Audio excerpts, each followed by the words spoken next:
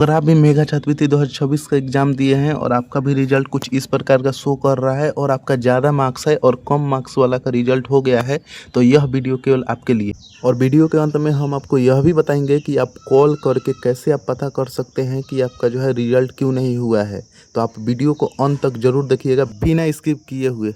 ज़िले हैं, प्रत्येक अगर ज़िला को मिलाया जाए तो 140 से 145 सीट के करीब आता है।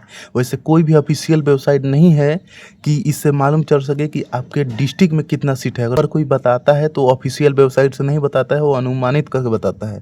लेकिन अब प्रत्येक ज़िला में 140 से 145 अगर सीट है, तो अगर मान लीजिए आपके ज़िला में अगर 140 गो सीट है, इसमें से अगर किसी स्टूडेंट का अगर 180 में से 150 मार्क्स आ जाता है, उसके बाद 149 आ जाता है, तो ऐसे घटते क्रम में आपको जो है 140 को स्टूडेंट को चुना जाएगा।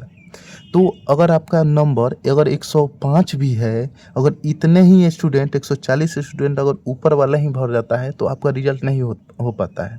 दूसरा कारण क्या होता है रिजल्ट ना होने का?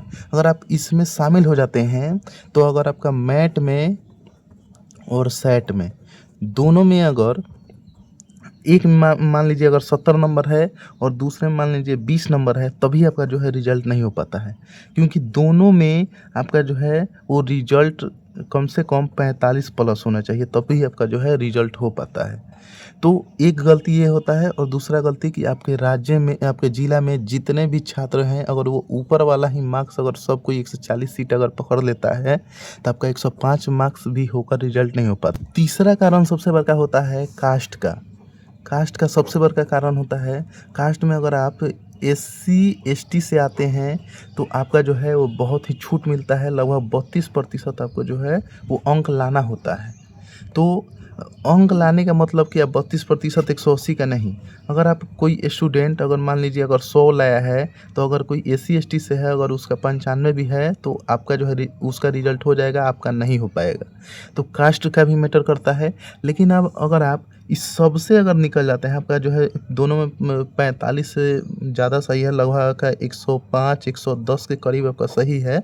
तो अगर आपका अभी भी रिजल्ट नहीं हुआ है, तो आप क्या करिएगा, ज़िला में अगर आपसे कम मार्क्स वाला का भी रिजल्ट हो गया है, तो आपको कंप्लेन करने के लिए आपको क्या करना होगा, SC/ST बिहार पे आइएगा। यहाँ पे आने के बाद आपको क्या करना है, नीचे स्क्रॉल करना है। नीचे स्क्रॉल करने के बाद कॉन्टेक्ट अस पे आप क्या करिएगा, क्लिक करिएगा। क्लिक करने के बाद यहाँ पे देखिएगा, क्लिक करके आप यहाँ पे आइएगा, तो आपको यहाँ पे एक ईमेल आईडी यहाँ पर शो होगा और एक मोबाइल नंबर।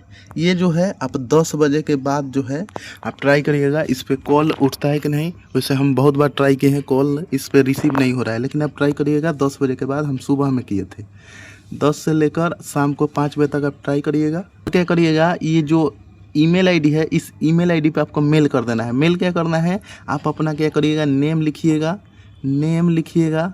उसके बाद अपना फादर्स नेम लिखिएगा, मदर्स नेम लिखिएगा, अपना रोल नंबर और उसके बाद अपना डेट ऑफ बर्थ, और इस पर मेल करिएगा कि मेरा जो है रिजल्ट नहीं शो कर रहा है, लेकिन मेरे कम मार्क्स वाला का जो है रिजल्ट शो कर दे रहा है।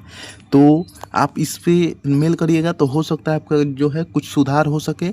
तो ऐसे ही इंटरेस्टिंग वीडियो के लिए आप हमें चैनल को सब्सक्राइब करिए।